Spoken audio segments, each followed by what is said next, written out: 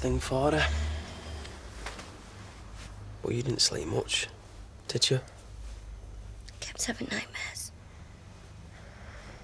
Every time I closed my eyes, she was still up on that tower with Brenda. I kept dreaming that I couldn't get to her in time, and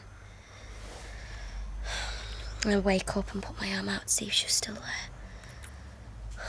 I'd never forgiven myself if anything had happened to her. Hey, you weren't to know what Brenda was planning. Yeah, but I should have listened to you, though. You never talked to her, did you? Neither did my mum. Oh, I hope Emily doesn't say anything to her. It's the last thing I need, her coming round here having a go at me. Emily won't say out. Look, why don't you phone Roy, take the day off? Another day. I'm gonna have my notice in. Hey? I should have been with her, Todd. From now on, I'm gonna be. I'm not gonna leave her sight.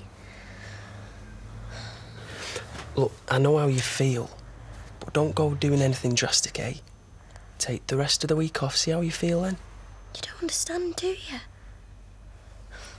If anything had happened to her, it'd be like I'd died myself. There'd be nothing left to live for. I do understand. I love her to bits. I feel the same way. No, you don't, because how can you? She's not a part of you like she is me. I'm her mum. I'm the one person she relies on. From now on, I'm going to be there for her.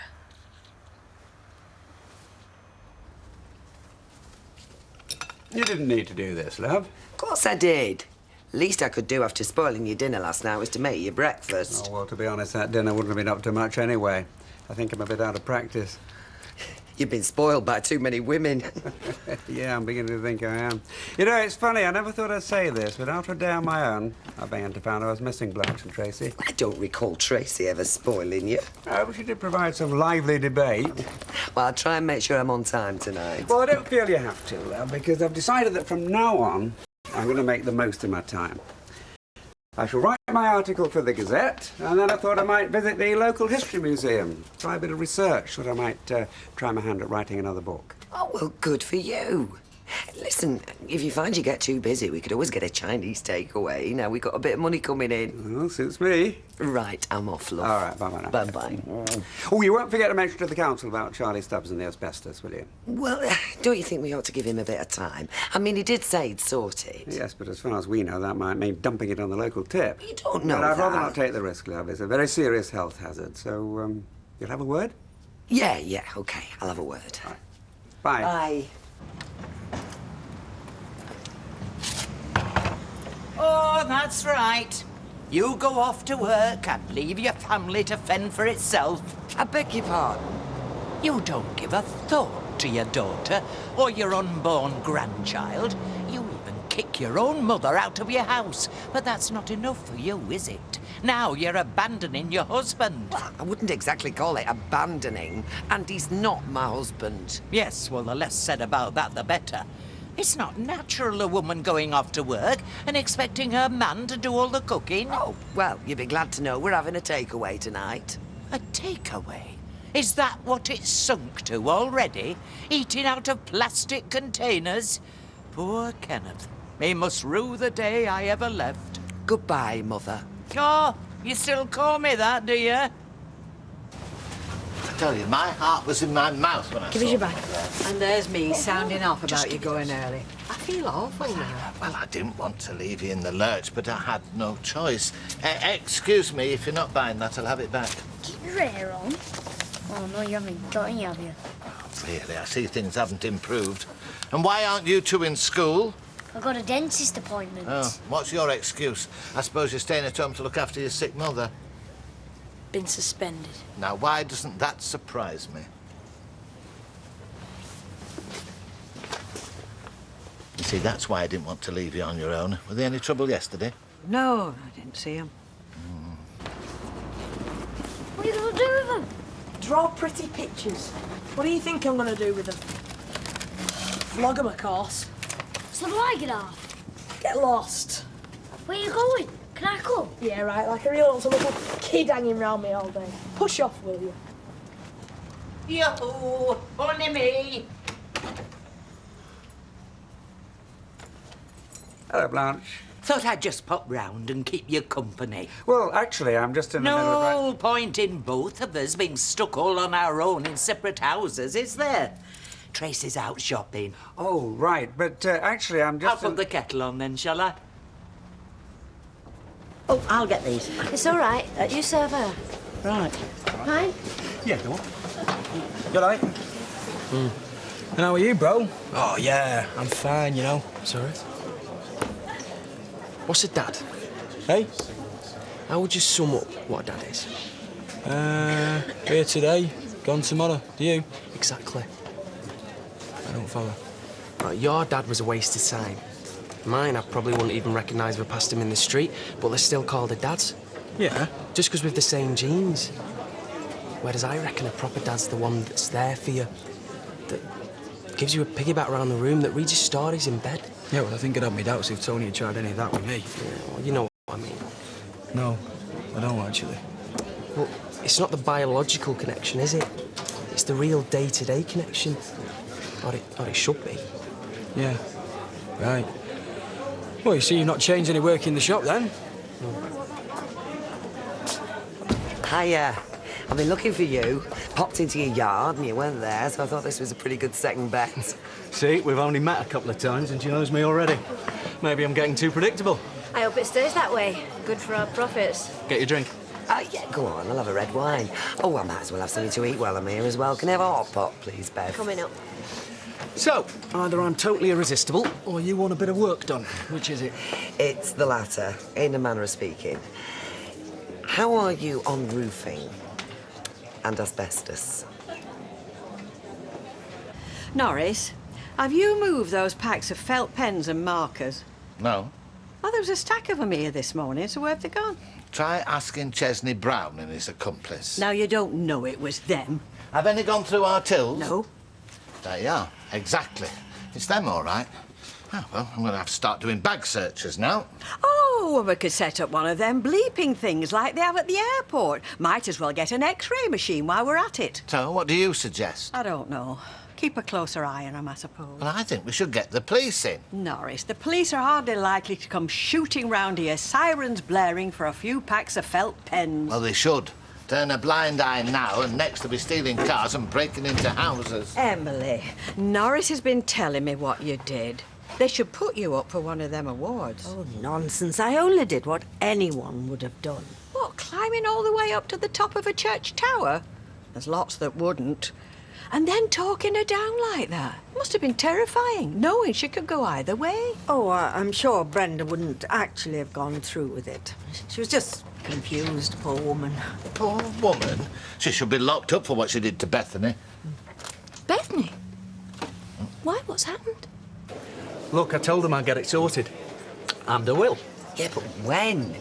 Ken's been on at me to have a word with the council about it, and I would rather get it sorted without doing that. Hence a quiet word, eh? Exactly. Just as well I got the health and safety in them. Hey? They had a look at it, reckoned it's not damaged and not likely to release any fibres. So, I shall be able to dispose of it myself, given the right precautions. I see. God, I feel like a right idiot now. What did you say? Because then I'd have missed out on the chance of having dinner with you. What are you doing in here? It's my lunch hour. So why aren't you at home checking your husband's all right, instead of sitting here fraternising with builders? Well, as it happens, I was going to call in and see him on my way back to work. Oh, there's no point. He's gone to the library. Well, there you are, then. Ah, but you didn't know that, did you? Oh. See you later. Yeah, see you. Another? No, better get on. You're in tonight, then? After a day like today, you can count on it. All right, Jace, come on. Shift yourself. See you later. Yeah, see you. I can't believe all that was happening and I didn't even know. Why didn't you tell me? Sarah asked us not to. Well, she probably didn't want to worry you. Or didn't think it was any of my business. It wasn't like that. You could have at least let me know. I suppose they were caught in the middle if Sarah asked them not to. I'm sorry, it's It's just a bit of a shock, that's all that happening, I didn't even know. Well, of course. I did urge Sarah to tell you. It's all right, Emily, I know it's not your fault. Well, I'm going to go round there, find out for myself how Beth is.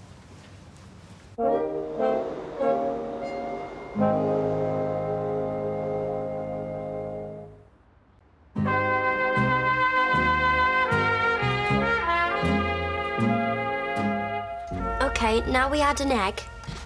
You ready? 1, 2, 3. Woo! Right, stir that. Go on then. Okay, keep stirring it. I'll just be a second. How is she?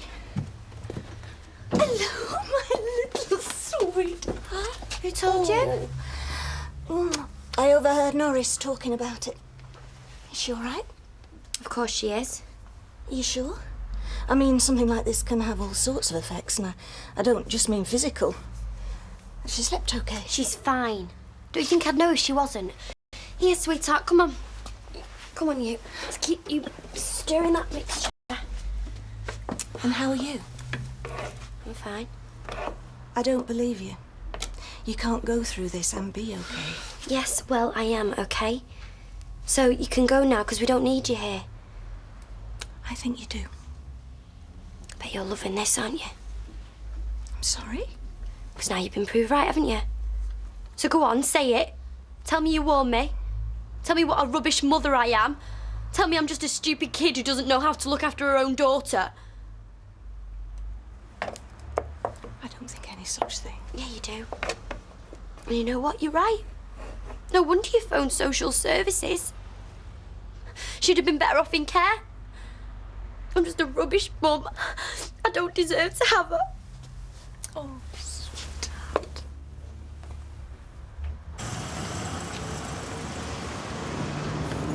Kenneth, I bought us some cakes, your favourite lemon buns.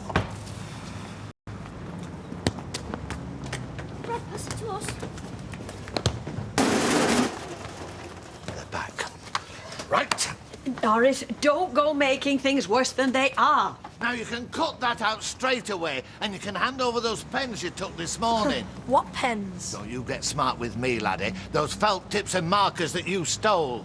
We didn't nick out. Oh, really? Well, you can tell that to the police then, can't you? Look, just hand them over and we'll forget about it. You've had your fun. Oh, I don't know. I reckon we'll have a load more when he calls the coppers and ends up looking a right plonker. Won't we, lads? Are you going to hand them over? Or do I have to search these bags? Like to see you try. Yeah, come on, Bradley, let's go. Look, your friend's being sensible.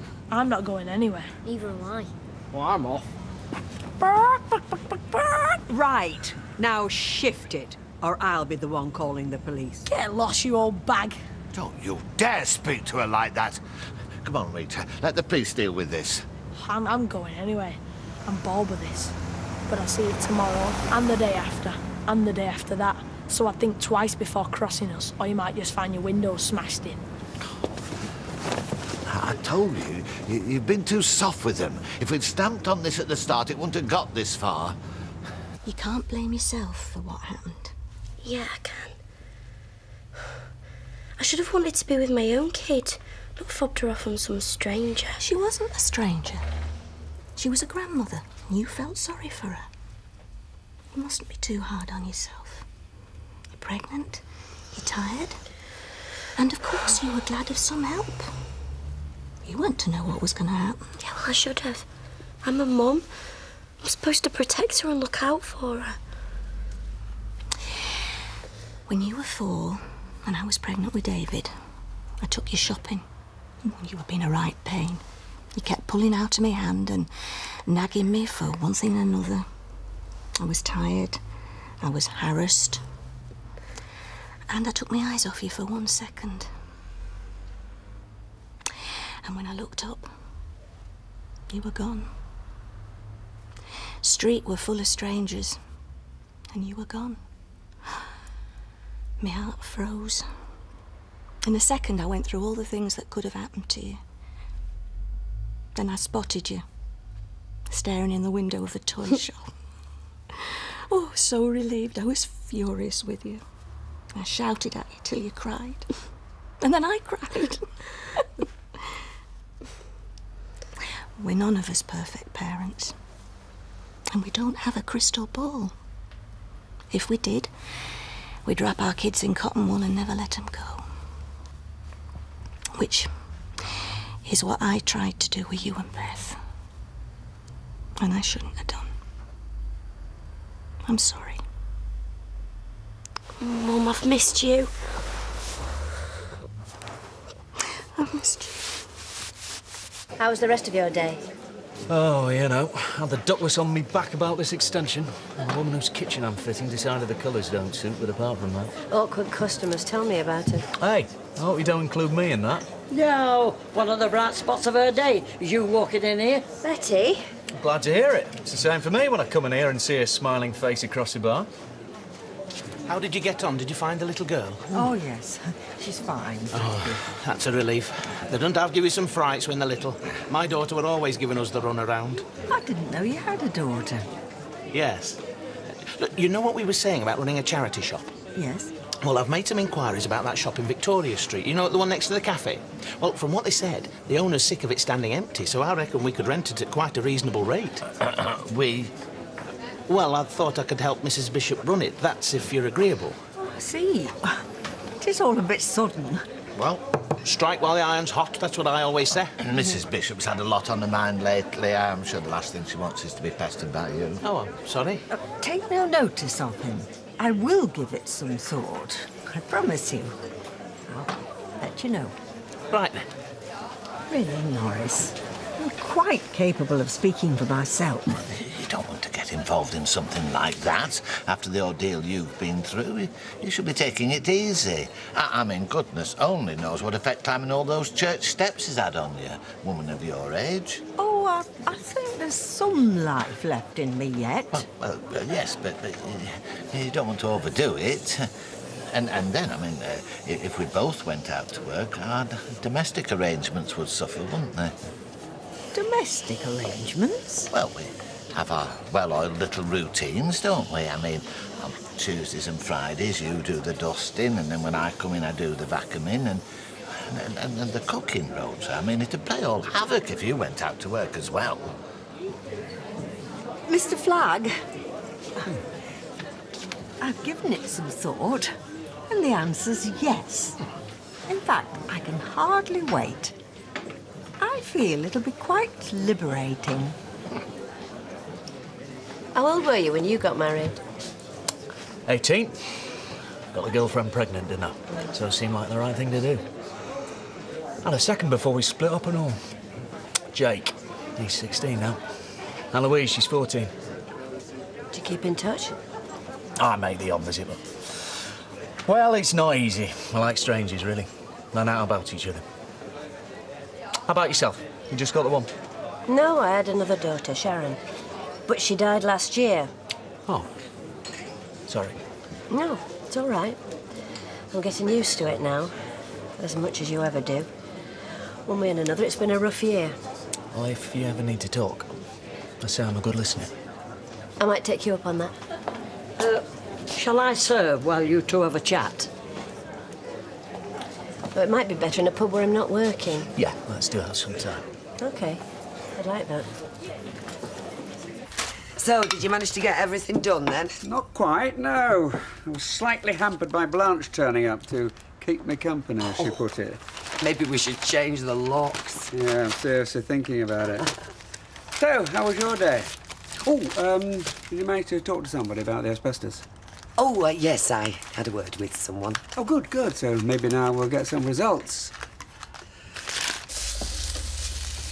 Hiya. Hiya. Where's Beth? She's having a nap. She all right? Yeah, she's fine. Oh, we had a visitor this afternoon. Oh, yeah? My mum.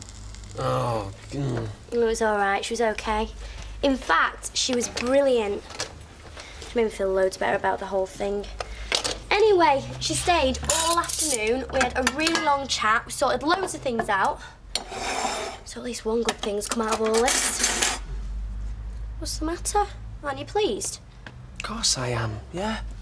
I made up for you both. Well, something's wrong. What is it? I've been thinking about what you said this morning. What was that? You were going on about me not understanding. You said Beth wasn't a part of me like she's of you. No, I didn't mean it like that.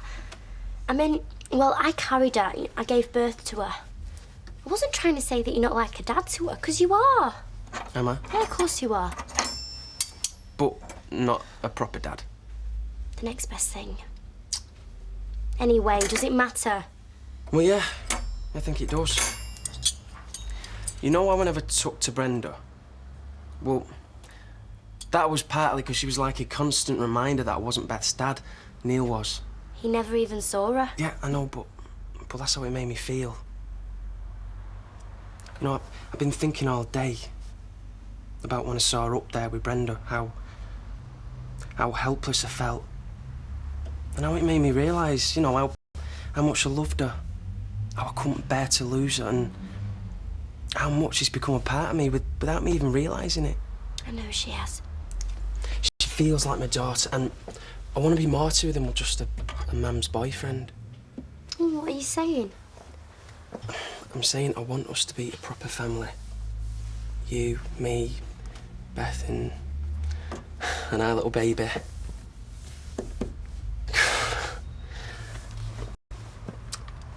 Sarah, will you marry me?